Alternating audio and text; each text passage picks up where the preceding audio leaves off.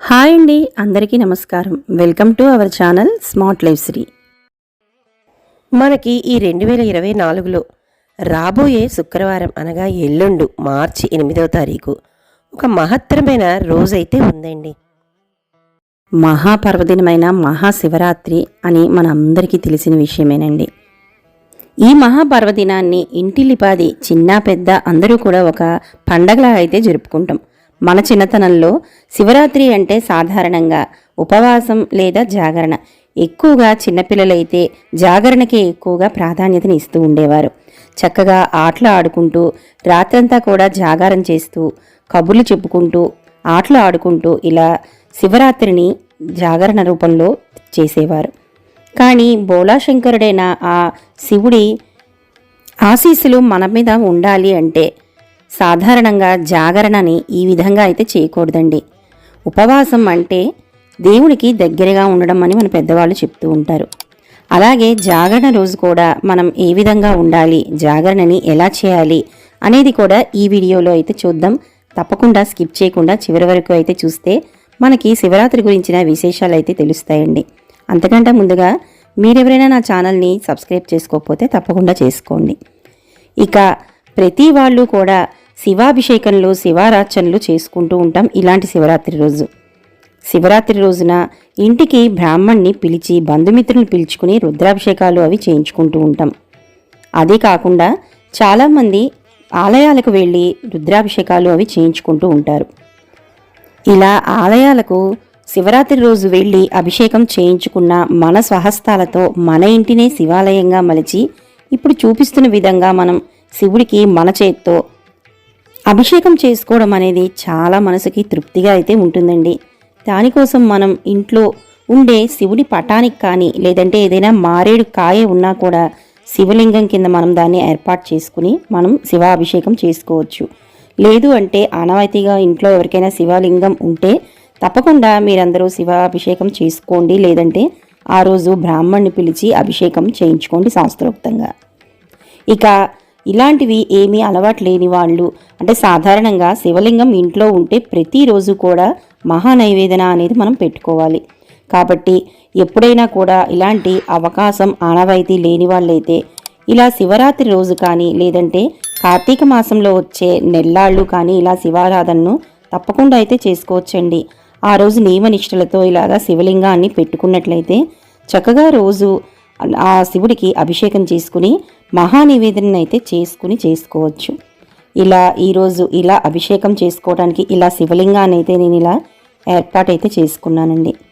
మారేడు దళాలు అంటే శివునికి చాలా ప్రీతి కాబట్టి మారేడు దళాలని తీసుకువచ్చి ఆ శివలింగాన్ని కూర్చోపెట్టి ముందుగా శుద్ధ జలంతో అయితే ఇలాగా అభిషేకిస్తున్నాను.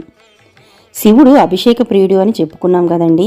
మనం ఎంత అభిషేకాన్ని ఆయనకు చేస్తే ఆయన అంతా పరవశించిపోతాడట. అలాగే ఎన్నో కానుకలు అవి కూడా ఆయనకు అవసరం లేదండి. ఇలా ఒక్క మారేడు దళాన్ని ఆయనకు సమర్పించినా కూడా మన మీద ఎన్నో వరాల జల్లుని కురిపిస్తాడు అని అంటారు. అందుకే ఆయనకి బోళాశంకరుడు అని కూడా మనం పిలుస్తూ ఉంటాం. ఇక ఎన్నో రకాల ఏవేవో పదార్థాలు కూడా మనకి తెచ్చుకుని ఏదో ఖర్చు పెట్టి చేయాల్సిన అవసరం కూడా మనకి లేదండి. ఇంట్లో ఉండే మన పంచామృతాలు ప్రతి వాళ్ళ ఇంట్లో కూడా పాలు, పెరుగు, నెయ్యి, అలాగే పంచదార లేదంటే పానకం లేదంటే ఏదైనా కొబ్బరి నీళ్ళు కానీ అరటిపళ్ళు లేదంటే దానిమ్మ గింజలు, కమలా పండ్లు ఇలా ఏదో ఒక ఫలాన్ని అయితే మన ఇంట్లో ఉంచుకుంటూనే ఉంటాం.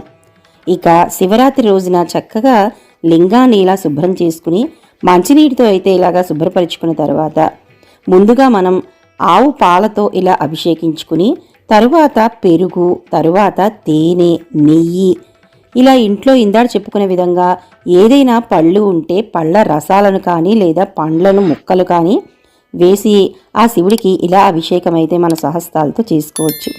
సాధారణంగా ఇంట్లో ఉండే మగవాళ్ళు ఇలా అభిషేకం చేయడం చాలా మంచిదండి. కుదరని పక్షంలో అంటే వాళ్ళకి ఆఫీసులో అవి ఉన్నప్పుడు మన ఇంటి యజమాని పేరు చెప్పుకుని ఇంట్లో ఉండే మన పిల్లల చేతైనా కూడా ఈ అభిషేకాన్ని చేయించవచ్చు. ఇలా మనం శివునికి ఆ రోజు అభిషేకం అనేది చేయాలి. ఇక ప్రతిసారి కూడా మనం శివుడికి వేసే ద్రవ్యం అంటే పంచామృతాలని మనం అభిషేకిస్తున్నప్పుడు పాలు, పెరుగు, నెయ్యి, తేనె ఇలా మనం వేసే ప్రతి ద్రవ్యానికి మధ్యన మంచినీరు మనం శివుడికి అభిషేకిస్తూ అయితే ఉండాలండి. అలాగే ఆ రోజు చెరుకు పానకం అనగా చెరుకు పానీయం కానీ లేదంటే ఇందాక చెప్పుకునే విధంగా పండ్ల రసాలన్నీ కూడా మనం ఆ శివునికి అభిషేకం చేయొచ్చు. అలాగే మన ఇంట్లో ఉండే విభూతితో, శివుడు ముఖ్యంగా విభూతి ప్రియుడు కాబట్టి విభూతితో ఆయనకు ఉన్న 108 నామాలను కూడా చక్కగా చెప్పుకుంటూ ఇలాగా విభూతితో స్వామికి అభిషేకం అనేది చేసుకోవచ్చు. తర్వాత మంచిగంగతో స్వామికి అభిషేకం ఇలా చేసుకుని మనం చివరిగా అయితే కర్పూర హారతిని అయితే ఇవ్వాలండి. ఇలా మీకు 108 బిల్వపత్రాలు దొరికినా కూడా చక్కగా 108 బిల్వపత్రాలని నామాన్ని జపిస్తూ శివునికి ఇలాగా అర్చన కూడా చేసుకోవచ్చు. ఇలా అభిషేకం అనంతరము స్వామికి ఇలాగ ఒకసారి కర్పూర హారతిని అయితే ఇచ్చి తిరిగి మళ్ళా మంచినీళ్లతో ఆ సింగలింగాన్ని శుభ్రపరుచుకుని మనం అర్చన లేదా పూజను అనేది ప్రారంభించాలి. ఇక్కడ అభిషేకం అనంతరము శివలింగాన్ని శుభ్రపరుచుకుని తిరిగి మారేడు దళాలని వేసుకుని నేను ఇక్కడ చందనము అలాగే బొట్టుతో అయితే స్వామికి ఇలాగా తీర్చిదిద్దుతున్నానండి. ఇక మారేడు దళాలతో అయితే ఇక్కడ పూజను అనేది ప్రారంభించాను. ఇక ఇందాకడ మనం చెప్పుకున్న విధంగా శివరాత్రి మనకి వచ్చే పండగలలో పేర్లు కూడా మనకి పెద్దవాళ్ళు దానికి తగ్గట్టుగానే పెట్టారు. రాత్రి మనం అంటే ఎక్కువగా శివరాత్రి నాడు జాగరణకే ఎక్కువగా ప్రాముఖ్యత అనేది ఇస్తాం. పగలంతా ఉపవాసం ఉండి అంటే శివునికి దగ్గరగా ఉండి ఆయనకు సంబంధించిన స్తోత్రాలు, అర్చనలు, అభిషేకాలు చేసుకుంటూ రాత్రి జాగరణ అంటే తిరిగి మళ్ళీ సాయంకాలం అంటే పొద్దున్న శివరాత్రి పొద్దున్న మనం లేచినది మొదలు తిరిగి మర్నాడు సాయంత్రం వరకు అయితే పడుకోకుండా మనం ఉండి ఆ శివుని సన్నిధిలోనే అయితే గడపాలి. కానీ చాలా వరకు అంటే మన చిన్నతనం నుండి కూడా చూస్తున్నామండి. ఇప్పటి వరకు కూడా సాధారణంగా శివరాత్రి అంటే ఇందాకడ చెప్పుకున్న విధంగా చాలామంది ఆటలు ఆడుకుంటూ, పాటలు పాడుకుంటూ, సినిమాలు చూసుకుంటూ, కాలక్షేపం చేసుకుంటూ శివరాత్రి జాగరణని అనేది గడుపుతూ ఉంటారు. కానీ మనం శివునికి జాగరణ ఈ విధంగా చేయటం వల్ల ఎటువంటి ఉపయోగము అయితే లేదండి. పైపెచ్చు మనకి నిద్ర అనేది తక్కువ అయ్యడం వల్ల ఎక్కువగా ఇంకా అలాంటివి ఆడడం వల్ల అలసట అయి ఆరోగ్య సమస్యలు రావడం తప్ప మనకి కొంచెం కూడా దానివల్ల ఉపయోగం అనేది లేదనే చెప్పాలి. కానీ జాగరణని ఏ విధంగా చేయాలి అనేది కూడా మన పెద్దవాళ్ళు చెప్పారు. కానీ సాధారణంగా ఇప్పుడు ఉన్న జనరేషన్ పిల్లలకి శివరాత్రి అంటే మోస్ట్లీ నాకు తెలిసి తెలియదండి. శివరాత్రి అంటే స్కూల్కి ఏదో హాలిడే ఇస్తారనో లేదంటే ఆ రోజు ఇంట్లో అమ్మ ఏదో పూజ చేస్తుంది, నాన్న అభిషేకం చేస్తాడు, మనం జక్క టీవీ కూర్చుని చూసుకోవడం, ఇది మాత్రమే పిల్లలు మనని అబ్జర్వ్ చేస్తూ ఉండే ఇప్పటి రోజులు. కానీ ఇంటిల్లిపాది కూడా అంటే ఇంట్లో పెద్దవాళ్ళు ఉంటే పెద్దవాళ్ళ నుంచి చిన్నపిల్లల వరకు కూడా శివరాత్రి జాగరణ రోజు ఒకే దగ్గర సమావేశమై పెద్దవాళ్ళు వాళ్లకు తెలిసిన కథలను అంటే శివుడి కథలను ఏదైనా ఉంటే చక్కగా అందరూ చెప్పుకోండి. అందువిధంగా మన పెద్దవాళ్ళు మన ఏజ్ అంటే మన జనరేషన్ కూడా కొద్దిగా తెలిసినా కూడా అంతా పూర్తిగా తెలియకపోవచ్చు. కాబట్టి ఇంట్లో మనకన్నా పెద్దవాళ్ళు ఎవరైనా ఉంటే శివుడి అసలు లింగం ఎలా ఉద్భవించింది, అసలు శివుణ్ణి లింగ రూపంలో మనం ఎందుకు కొలుస్తాం, మనకి శివలింగాన్ని అంటే అందరి దేవతలకి ప్రతిమలు ఉంటాయి, శివునికి మాత్రం లింగ రూపంలోనే మనం ఎందుకు కొలుస్తాం, ఆ శాపాన్ని ఎవరిచ్చారు, ఎందుకు లింగ రూపంలో కొలవాల్సి వచ్చింది, ఇలాంటి రకరకాల ప్రశ్నలు కూడా మనం చెప్తుంటే పిల్లల్లో వస్తూ ఉంటాయి. కాబట్టి వీటికి సంబంధించిన కథలు అన్నింటినీ కూడా పిల్లలందరినీ కూర్చోపెట్టుకుని చక్కగా వాళ్ళకి చెప్తూ మీరు కూడా ఆ విషయాల్లో పాలు పంచుకోండి. ఇలా మనం చెప్పే కథలలో ప్రతిదీ కూడా మనకి శివ ఆరాధన తెలియకుండానే జరుగుతూ ఉంటుంది. లేదు మనకి తెలియదు అంటే మనకి సాధారణంగా కొన్ని టీవీ ఛానల్స్లో ఆ రోజు రాత్రి ప్రత్యేకించి శివునికి సంబంధించిన సినిమాలు కూడా వేస్తూ ఉంటారు. ఇలా మనకి తెలియని ఏవైనా స్టోరీస్ ఉంటే మనం ఇంటిలిపాది కూడా చక్కగా కూర్చుని ఆ సినిమాలను చూస్తూ దానిలోని తెలియని మంచి విషయాలను అసలు శివుడికి సంబంధించిన రకరకాల కథలను చాలా చక్కగా అయితే తెలుసుకోవచ్చు. అలాగే మన పిల్లలకి తెలియపరిచిన వాళ్ళం కూడా అవుతామండి.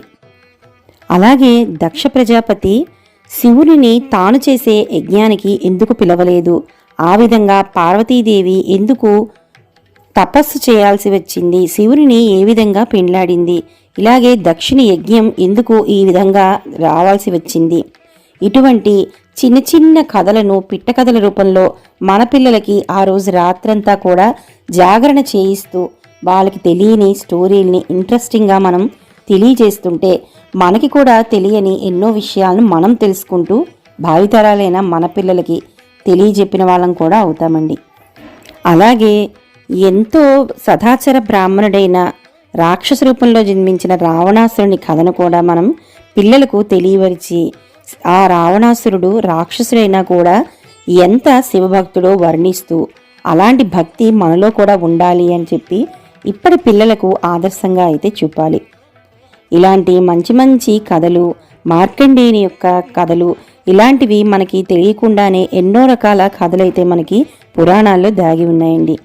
సో ప్రతిదీ కూడా మనం జాగరణ సమయంలో వాళ్ళని ఆడిస్తూ పాడిస్తూ కథకు సందర్భంగా అయితే వాళ్ళకి తెలియజేస్తూ వాళ్ళతో ఆడుతున్నట్టే ఉంటాము, మాట్లాడుతున్నట్టే ఉంటాము.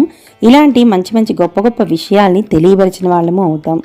కాబట్టి మనం జాగరణ రోజు పిల్లలకి ఈ విధంగా అయితే మనం మలచి వాళ్ళలో జ్ఞానాన్ని సముపార్జన చేయటానికి ఈ విధంగా అయితే మనం వాళ్ళని కూర్చోపెట్టి ఇంటిల్లిపాది కూడా ఆ మహాశివుడిని లీలలను అభివర్ణిస్తూ చక్కగా జాగరణ అనేది జరుపుకుందాం. హోప్ మీ అందరికీ ఈ వీడియో నచ్చిందని అనుకుంటున్నానండి.